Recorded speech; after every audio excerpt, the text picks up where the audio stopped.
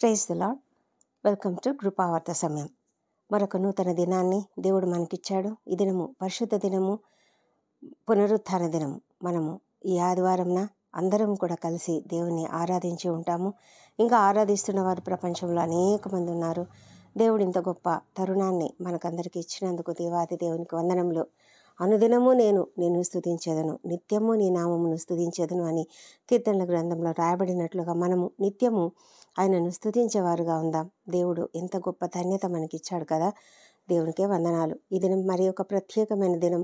ఈ దినము మన దేశంలో మనకు గణతంత్ర దినోత్సవంగా ఉన్నది, republic day. So I wish you all A happy republic day. మనము అందరం కూడా ఎంతో సంతోషంగా ఈ దినాన్ని గడుపుతున్నాము. అనేకమైన ఉత్సవాలు దేశంలో జరుగుతూ ఉన్నాయి. మనము మన దేశాన్ని బట్టి ఎంత మాత్రం సంతోషిస్తున్నాము ఒకసారి మనం ఆలోచించుకుందాం. అయితే దేవుడు ఎంత గొప్ప దేవుడు అంటే మనకు ఒక గొప్ప ఆజ్ఞ ఇస్తున్నాడు. ఆయన ఏమంటున్నాడంటే, నీవు తిని తృప్తి పొంది నీ దేవుడైన యెహోవా నీకు ఇచ్చిన మంచి దేశమును బట్టి ఆయనను స్తుతింపవలెను అని ద్వితీయోపదేశ కాండంలో 8వ అధ్యాయం 10వ వచనంలో రాయబడి ఉన్నది. అయితే ఇక్కడ మరి ద్వితీయోపదేశ కాండంలో మాట్లాడుతున్నటువంటి మాటలు మోషే మరి దేవుని మాటలుగా మాట్లాడుతూ ఆయన ఇశ్రాయేలీయులతో ఈ మాటలు చెప్తున్నాడు. ఇశ్రాయేలీయుల కొరకు దేవుడు ఒక మంచి దేశాన్ని సిద్ధపరిచాడు. వారు ఐగుప్తు దేశంలో బానిసలుగా ఉన్నటువంటి ఆ సమయం నుంచి వాళ్ళని తీసుకొని రావాలని ఆయన ఎంతగానో ఆలోచించి వాళ్ళ గురించి మరి వాళ్ళ కొరకు ఒక లీడర్ను ఏర్పాటు చేసి, మోషేను ఒక లీడర్గా ఏర్పాటు చేసి ఆయన ద్వారా ఆ ఐగుప్తులో బానిసలుగా ఉన్నటువంటి ఆ బానిసత్వంలో ఉన్నటువంటి ఆ కట్లలో నుంచి, ఆ బంధకాలలో నుంచి బయటకు తీసుకొని వచ్చినటువంటి దేవాది దేవుడు, ఎంత గొప్ప దేవుడు. ఆయన వీరిని కనాను దేశానికి తీసుకువచ్చాడు. ఆల్మోస్ట్ ఇంకా కొద్దిగా దూరంలోనే ఉన్నారు వారు. ఆ సమయంలో మోషే వారితో మాట్లాడుతూ ఉన్నాడు.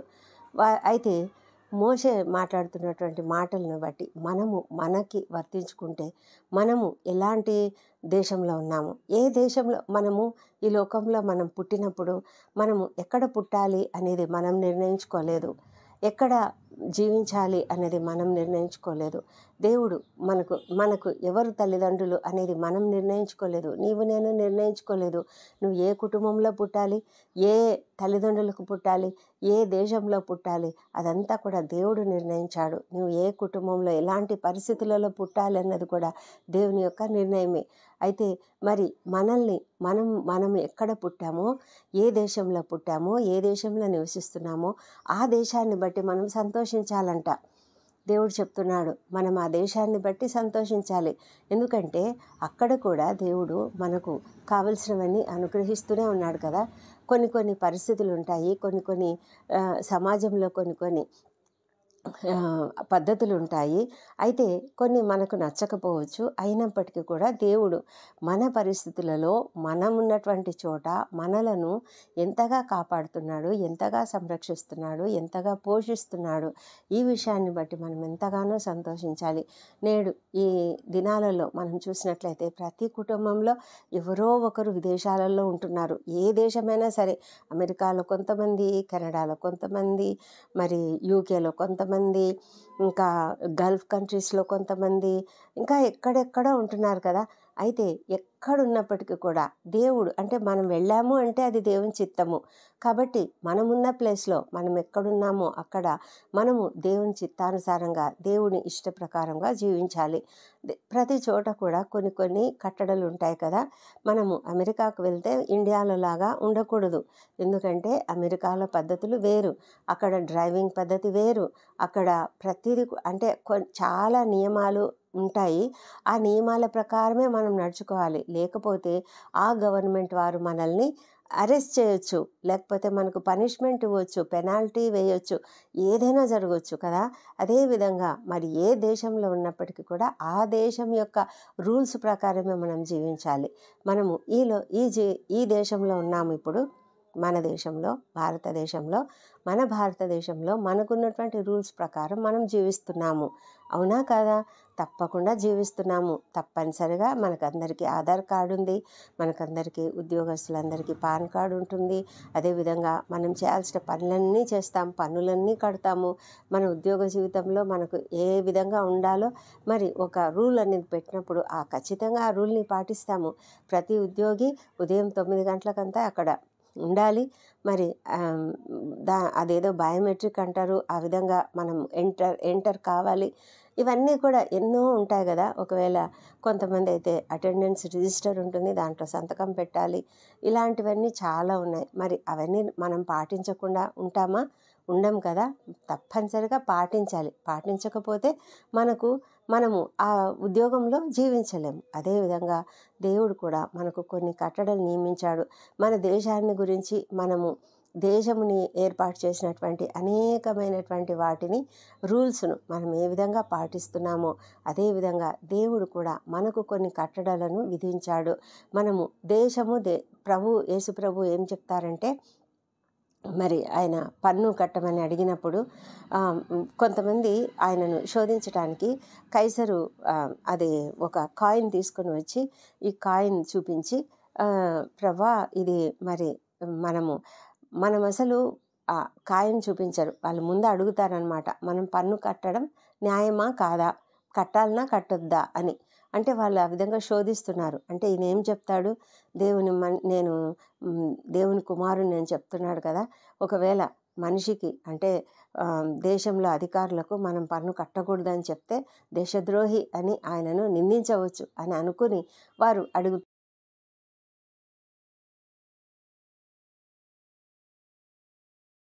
మనము ఈ లోకంలో ఎక్కడ నివసిస్తున్నప్పటికీ ప్రపంచంలో ఎన్ని దేశాలు ఉన్నాయి, ఎన్నో వేల దేశాలు ఉన్నాయి కదా. అన్ని దేశాలలో కూడా ఎంతమంది ఉన్నా అంతమంది కూడా ఎన్ని రకాలుగా జీవిస్తున్నారు. ఎక్కడ జీవిస్తున్నా కూడా దేవుడు ప్రతి ఒక్కరిని చూస్తున్నాడు. ఆయన దేవుడంట ఆయన యొక్క కనుదృష్టి భూలోకమంతటా సంచరిస్తుందంట. ఎవరైతే ఆయన నమ్మిన బిడ్డలు ఉన్నారో వాళ్ళందరినీ దేవుడు ఎల్లప్పుడూ కాపాడి రక్షించేటువంటి దేవుడు. మరి ఆయన మనకు కొన్ని కట్టడలను ఇస్తూ ఉన్నాడు. అందుకే మోషే ఇశ్రాయేలీయులతో చెప్తూ ఉంటున్నాడు. ఏమని చెప్తున్నాడంటే, ఇశ్రాయేలీయులారా 4వ అధ్యాయంలో 1వ వచనం నుంచి చూస్తే, ఇశ్రాయేలీయులారా మీరు బ్రతికి మీ పితరుల దేవుడైన యెహోవా మీకు ఇచ్చుచున్న దేశంలోనికి పోయి స్వాధీనపరచుకొనున్నట్లు మీరు అనుసరింపవలసిన విధులను కట్టడలను నేను మీకు బోధించుచున్నాను. వాటిని మీ దేవుడైన యెహోవా ఇచ్చిన ఆజ్ఞలను మీకు ఆజ్ఞాపించుచున్నాను. వాటిని గైకొనుట యందు నేను మీకు ఆజ్ఞాపించిన మాటతో దేనిని కలపకూడదు, దానిలో నుండి దేనిని తీసివేయకూడదు అని ఆయన చెప్తూ ఆయన కొన్ని కట్టడలన్నింటినీ ఇచ్చాడు. మరి 6వ వచనంలో ఆయన ఏం చెప్తున్నాడంటే, ఈ కట్టడలన్నిటినీ మీరు గైకొని అనుసరింపవలను. వాటిని గూర్చి విను జనముల దృష్టికి అదే మీకు జ్ఞానము, అదే మీకు వివేకము. కాబట్టి మనల్ని చూసి ప్రజలందరూ అనుకుంటారంట, వీరంతా కూడా జ్ఞాన వివేచనలు కలిగిన జనము అనుకుంటారంట. అంటే దేవుని యొక్క జ్ఞానం అలాంటిది. మరి ద్వితీయోపదేశ కాండం అంటేనే అర్థం ఏంటంటే రెండవసారి ఉపదేశము. మొదటిసారి ఉపదేశము మనకు లేవియా కాండంలో, నిర్గమకాండంలో లభించింది. ఆ నిబంధనలన్నీ కూడా దేవుడు ఇచ్చినటువంటి ఆజ్ఞలన్నింటిలో కూడా మనం ఎలా జీవించాలో రాయబడింది కదా. మనమంతా ఏ విధంగా జీవించాలి, ఎలాంటి న్యాయం అనుసరించాలి, మన ఇరుగు పొరుగు వారి పట్ల ఎలా ఉండాలి, మన రక్త సంబంధికులతో ఎలా ఉండాలి, మరి దేవుని దగ్గరికి వచ్చినప్పుడు దేవుని దగ్గర మనం ఎలాంటి ప్రవర్తన కలిగి ఉండాలి, బలులు ఎలా అర్పించాలి, ఈ విధంగా చాలా చాలా ఆయన మనకు ఆజ్ఞలు ఇచ్చాడు. మరి ముఖ్యంగా సెరిమోనియల్లా అయితే కొత్త నిబంధనలోకి వచ్చేసరికి కొంచెం ప్రక్కకు పోయింది. కానీ మిగతాదంతా అంటే న్యాయానికి సంబంధించినది, మన జీవితానికి సంబంధించింది, మన జీవన విధానానికి సంబంధించిన ఆజ్ఞలు మాత్రం ఎప్పుడు కూడా ఎక్కడ కూడా తప్పిపోలేదు. మనం గమనిస్తే ప్రపంచంలోని ప్రతి దేశంలో ఉన్నటువంటి కాన్స్టిట్యూషన్ రాయబడింది కదా, రాజ్యాంగము. ఆ రాజ్యాంగం ఖచ్చితంగా బైబిల్లోని కొన్నైనా వాళ్ళు రూల్స్ తీసుకొని ఆ రూల్స్ ప్రకారమే వాళ్ళు రాజ్యాంగాన్ని రచించారు, న్యాయ నిర్ణయాలను చేశారు. అందుకే మనం లా చదివినప్పుడు లా చదివే వాళ్ళకి అర్థమవుతుంది. లాలో ఏ విధమైనటువంటి అంటే ప్రతి చిన్న విషయానికి కూడా ఎలాంటి న్యాయం తీర్చాలి, జడ్జిమెంట్ ఎలా ఉండాలి అనేది చాలా క్లియర్గా రాయబడింది. వాటన్నిటిలో మనం గమనిస్తే ప్రతిదీ కూడా బైబిల్ గ్రంథానికి అనుగుణంగానే ఉంటుంది.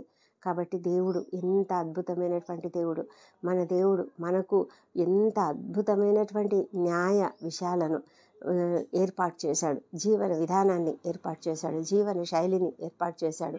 నూతన నిబంధనలో కూడా సువార్తలో మనము ప్రభువైన యేసుక్రీస్తు చెప్పే ప్రతి మాటని మనం ఆలకిస్తే మనం ఏ విధంగా జీవించాలో మనకు తెలియజెప్తున్నాడు. మరి పత్రికల గ్రంథంలో చూసినట్లయితే అంతమంది పత్రికలు, మరి అపోస్తలుడైన పౌలు గారు కానివ్వండి, పేతురు కానివ్వండి, మరి యాకోబు గారు కానివ్వండి, అందరూ కూడా రాసినటువంటి ఆ పత్రికలలో కూడా మనము అనేకమైన విషయాలు మనం జీవించాలి, ఎలా జీవించాలి అన్న విషయాన్ని మనము నేర్చుకుంటాము. అయితే ప్రతి చోట కూడా మనకు ఉండేది ఏంటంటే, నీ శత్రువులను నువ్వే వెళ్ళి శిక్షించు, ప్రతీకారం తీర్చుకో, పగ తీర్చుకో అనేటివి ఎక్కడ కూడా లేదండి. మన బైబిల్ గ్రంథంలో ఎక్కడ కూడా పగ తీర్చుకోండి, ప్రతీకారం తీర్చుకోండి, కక్ష తీర్చుకోండి అన్నటువంటివి మనకి ఎక్కడ కూడా ఉండవు. అయితే మనకు ఉండేదంతా కూడా మనం ప్రతిదీ కూడా దేవునికి అప్పగించాలి, దేవునిపైన ఆధారపడాలి, దేవునికి సమస్తమును అప్పగించి మనం మౌనంగా ఉండాలి, క్షమించాలి, క్షమాపణ గుణం మనం కలిగి ఉండాలి, ఆత్మ ఫలము మనం ఫలించాలి. ఆ ఫలంలో ఏమేమి ఉన్నాయో వాటిని మనం సక్రమంగా మనం గౌరవించి వాటిని మనం గైకొన్నట్లయితే, ఆ ఫలాన్ని మనం ఫలించగలిగినట్లయితే మనం తప్పకుండా ప్రతి దేశంలో ఏ దేశంలో అన్నా నువ్వు నివసించు, ఆ దేశం యొక్క వాళ్ళ యొక్క రూల్స్ను పాటిస్తూ మనము మన దేవుడు మనకిచ్చినటువంటి ప్రతి కట్టడను కూడా మనం గైకొన్నట్లయితే మనము నిజంగానే జ్ఞాన వివేచనములు గల జనము ఈ జనము అని చెప్పుకునేలాగా మనం ఉంటాము. క్రైస్తవులు అంటే ఎక్కడ ఉద్యోగ జీవితంలో అయినా, కుటుంబ జీవితంలోనైనా, సమాజ జీవితంలోనైనా, ఎక్కడైనా సరే మనల్ని చూసిన వాళ్ళు ఏమంటారంటే, ఇదిగో వీళ్ళు జ్ఞాన వివేచన కలిగినటువంటి జనము అని చెప్పుకుంటారంట. అంత అద్భుతంగా మన జీవితం ఉండగలదు. ఎప్పుడు అంటే దేవుని యొక్క ప్రేమ మనం కలిగి ఉన్నప్పుడు. అపోస్తలుడైన పౌలు గారు గలతీయులకు రాసిన పత్రికలో 5వ అధ్యాయము మరి 22వ వచనంలో మనం చూసినట్లయితే, ఆత్మఫలం ఏమనగా ప్రేమ, సంతోషము, సమాధానము, దీర్ఘశాంతము, దయాళుత్వము, మంచితనము, విశ్వాసము, సాత్వికము, ఆశానిగ్రహము. ఇవన్నీ కూడా మనం కలిగి ఉన్నట్లయితే ఈ జీవితంలో మనకు ఏ దాంట్లో కూడా మనము బాధపడము, ఏ విషయంలో కూడా మనం బాధపడము, సంతోషంగా ఉండగలుగుతాము, సమాధానంతో ప్రతి ఒక్కరితో సమాధానం కలిగి ఉండగలుగుతాము, ఒక మంచి జీవితం జీవించగలుగుతాము. దేవుని ప్రేమ మనం కలిగి ఉన్నట్లయితే మనము ఆ ప్రేమతో సమస్తమును సాధించుకోగలం. చూసారా ప్రేమ ఎంత గొప్పది, ప్రేమ ఎలాంటి పనులు చేయగలుగుతుంది. మనము కొరింథీయులకు రాసిన పత్రికలో అపోస్తలుడైన పౌలు గారు చెప్తూ ఉన్నారు, ప్రేమ ఎలాంటిదో చెప్తున్నారు. 13వ అధ్యాయంలో ప్రేమ ఎలాంటిదంటే 4వ వచనం నుంచి మనం చూసినట్లయితే, ప్రేమ దీర్ఘకాలం సహించును, దయ చూపించును, ప్రేమ మత్సరపడదు, ప్రేమ డంబంగా ప్రవర్తింపదు, అది ఉప్పొంగదు, అమర్యాదగా నడవదు, స్వప్రయోజనమును విచారించుకొనదు, త్వరగా కోపపడదు, అపకారమును మనస్సులో ఉంచుకొనదు, దుర్నీతి విషయమై సంతోషపడక సత్యమునందు సంతోషించును, అన్నిటికీ తాళుకొనును, అన్నిటినీ నమ్మును, అన్నిటినీ నిరీక్షించును, అన్నిటినీ ఓర్చును, ప్రేమ శాశ్వత కాలముండును. చూసారా ఎంత గొప్ప సంగతులు ప్రేమ గురించి దేవుడు చెప్తున్నాడు. ఈ ప్రేమను మనం కలిగి ఉండాలి, ఇలాంటి ప్రేమను కలిగి ఉండాలి. మనం అనుకుంటాము ప్రేమ అంటే మన కుటుంబ సభ్యులతోనే, మనమే, మన పట్లనే, మన బిడ్డలు, మన కుటుంబాల్లో మన అక్కలు, మన చెల్లెళ్ళు, మన భర్త, భార్య, లేకపోతే అమ్మ, నాన్న, అన్న, చెల్లి, అక్క, తమ్ముడు, వీళ్ళే అంతే తప్ప మన కుమార్తె అనుకుంటాం తప్ప బయటి వాళ్ళని గురించి మనం ఈ ప్రేమను గురించి ఆలోచించము. మన గురించి ఎవ్వరు ఏమన్నా కూడా వెంటనే మనకు చాలా కోపం వచ్చేస్తుంది. మనము చూడు ఎలా మాట్లాడుతున్నాడు అని మనం వెంటనే కోపగించుకుంటాము. అయితే మనము ఒక్కసారి మనం నెమ్మదిగా ఆలోచించి మనం ఏ మాట మాట్లాడినా కూడా ఆలోచించి ఉండగలిగితే కొన్నిసార్లు మనము చాలా గొడవలు తప్పించుకోగలుగుతాము, చాలా సమస్యలను మనము ఫేస్ చేయకుండా మనము తప్పించుకోగలుగుతాము. అలాంటిది ప్రేమ, గొప్ప ప్రేమ. మా అందరి పట్ల ఉండాలంట ప్రేమ. అందుకే పౌలు గారు ఈ అధ్యాయంలోనే ఆయన చెప్తూ ఉన్నాడు, మనుషులందరి పట్ల కూడా మనం ప్రేమ కలిగి ఉండాలి. నేను ప్రేమ లేని వాడనైతే ఏం చేసినా లాభం లేదని చెప్తున్నాడు. కొండలను పెకలింపగలగ పరిపూర్ణమైన విశ్వాసం నాకుంది, కానీ నాకు ప్రేమ లేదు. నేను ఎంతగానో విశ్వాసంతో నేను ప్రార్థన చేస్తే అందరు బాగైపోతారు, జబ్బులు బాగైపోతాయి, అన్నీ మా సమస్యలు తొలగిపోతాయి, అన్నీ బాగవుతాయి, కానీ నాకైతే ప్రేమ లేదు, అది ఏం లాభం లేదంట. అలాంటి విశ్వాసము, పరిపూర్ణ విశ్వాసం ఉన్నా కూడా నీకు ప్రేమ లేకపోతే, సేవకులు చాలామంది అలాంటి స్వస్థపరిచేవారు, మరి అనేక విధాలుగా మనల్ని మనకు అన్ని సమస్యలు తీర్చే వాళ్ళు ఉంటారు, కానీ వాళ్ళకు మన పట్ల ప్రేమ లేకపోతే మాత్రం అది వ్యర్థమైనది అని చెప్తూ ఉన్నాడు. అట్లనే ఎవరన్నా బీదల పోషణ కొరకు నా ఆస్తి అంతా నేను ఇచ్చేసాను అనుకోండి, అయినా ప్రేమ లేకుండా ఇస్తే అది వ్యర్థం. అంటే చాలామంది ఏం చేస్తారంటే చూపించుకోవడానికి ఇస్తారు, షో ఆఫ్ కొరకు. ఇదిగో నేను ఇంత దానం చేస్తున్నాను, ఇదిగో నేను ఈ అన్నదానం చేస్తున్నాను, ఇదిగో నేను బట్టలు ఇస్తున్నాను, వస్త్రదానం చేస్తున్నాను, ఇదిగో నేను ఫలానాది కొనిచ్చాను, ఇదిగో ఫలానా విషయాలు ఫలానా అనాథ శరణాలయంలో వృద్ధులకు లేకపోతే ఎవరికో నేను ఇది ఇచ్చాను అది ఇచ్చాను అని చెప్పుకోవడానికి కోసం కాదు. అలా అది చేసేది మనం ప్రేమతో చేస్తే ఇట్స్ ఓకే. అదంతా కూడా దేవుని సన్నిధిలో లిఖించబడుతుంది, దేవుని ఎదుట అవన్నీ ఉంటాయి. లేకపోతే అది ఉండదు. ఎందుకంటే రహస్యమందు చూస్తున్నటువంటి తండ్రి నీకు ప్రతిఫలం ఇవ్వాలంటే మనం ప్రేమతో చేయాలి.